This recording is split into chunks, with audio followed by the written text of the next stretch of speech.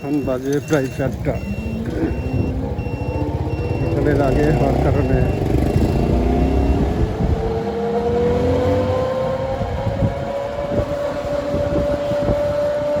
লোকজন একটু কম মনে হচ্ছে। হাউজিং 4 বছর 5 বছর আগে উদ্বোধন করা হয়েছে। এখন পর্যন্ত মোটামুটি পরিষ্কার পরিচ্ছন্ন আছে। এখন 4 বছর পরে কি হবে তা জানা যাচ্ছে না, তা এখনই বলা যাবে না।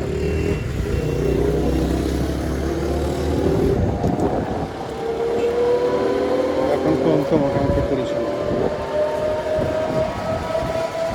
অনেকেই লোন নিয়ে এখানে ফ্ল্যাট কিনেছেন। অনেক টাকা চাকরিজীবীদের জন্য 18-20 বছর মেয়াদি, তবে তারা পরিশোধ করতে পারে। এখানে তাইকোয়ান্ডো প্র্যাকটিস হচ্ছে।